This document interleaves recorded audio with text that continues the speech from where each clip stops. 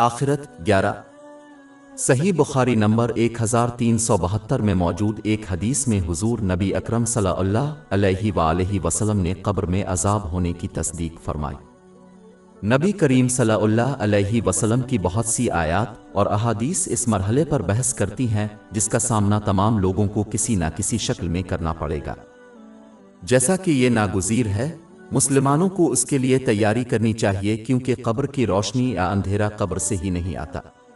یہ اس کے اعمال ہیں جو تو اس کی قبر کو تاریک روشن کر دیتے ہیں، اسی طرح یہ اس کا عمل ہے جو اس بات کا تعین کرے گا کہ اسے قبر میں عذاب رحمت کا سامنا کرنا پڑتا ہے۔ اس کی تیاری کا واحد طریقہ تقوی ہے، جس میں اللہ تعالیٰ کے احکام کی تعمیل، اس کی ممانعتوں سے اجتناب اور تقدیر کا مقابلہ نبی کریم صلی اللہ علیہ وسلم کی روایات کے مطابق صبر کے ساتھ کرنا ہے۔ یہ اس بات کو یقینی بنائے گا کہ کوئی شخص ان نعمتوں کو استعمال کرے گا جو انہیں عطا کی گئی ہیں ان طریقوں سے جو اللہ تعالیٰ کو خوش کرتے ہیں۔ یہ اعمال صالحہ اللہ تعالیٰ کے حکم اور رحمت سے عذاب قبر سے محفوظ رکھیں گے۔ یہ عجیب بات ہے کہ ایک مسلمان اپنے دنیاوی گھر کو آرام دہ بنانے کے لیے کتنا وقت، توانائی اور دولت صرف کرے گا، حالانکہ اس کا اس دنیا میں قیام مختصر ہے، جبکہ وہ اپنی قبر کو آرام دہ بنانے کی طرف بہت کم توجہ دیتے ہیں، حالانکہ وہ قبر میں قیام پذیر ہے، طویل اور زیادہ سنجیدہ ہو جائے گا۔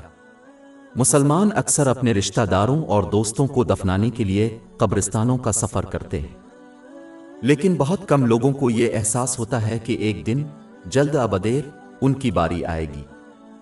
حالانکہ مسلمانوں کی اکثریت اپنی کوششوں کی اکثریت اپنے اہل و عیال کو راضی کرنے اور دولت کمانے کے لیے صرف اعمال صالحہ کے ذریعے وقف کرتی ہے۔ جامع ترمذی نمبر 2379 میں ایک حدیث ہے کہ یہ دو چیزیں جو مسلمانوں کو نقصان پہنچاتی ہیں کو ترجیح دیں گے، انہیں ان کی قبر پر چھوڑ دیں گے اور صرف ان کے اعمال ان کے پاس رہیں گے۔ لہذا ایک مسلمان کے لیے یہ بات درست ہے کہ وہ اپنے اہل و عیال کی خوشنودی حاصل کرنے اور زیادہ مال حاصل کرنے پر عمل صالح کو ترجیح دے۔ اس کا مطلب یہ نہیں ہے کہ کوئی اپنے خاندان اور مال کو چھوڑ دے، لیکن اس کا مطلب ہے کہ وہ اپنے خاندان کے لیے اپنے فرائض کو اسلام کی تعلیمات کے مطابق پورا کریں اور اللہ تعالیٰ کے لیے اپنے فرائض سے غفلت برتتے ہوئے صرف وہی دولت حاصل کریں جس کی انہیں ضرورت ہے۔ جب یہ صحیح طریقے سے کیا جائے تو یہ بھی ایک نیک عمل بن جاتا ہے۔ اس کی تصدیق صحیح بخاری نمبر 4006 میں موجود ایک حدیث سے ہوتی ہے۔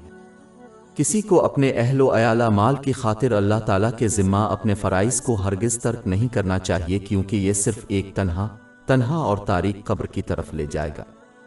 باب 20 تاہا آیت 55 زمین سے ہم نے تمہیں پیدا کیا اور اسی میں ہم تمہیں لوٹائیں گے اور اسی سے ایک بار پھر تمہیں نکالیں گے۔ ہماری ویب سائٹ www.sheikhpod.com پر 400 سے زیادہ مفت e books, audio books, infographics, podcast اور بلاگ دستیاب ہے۔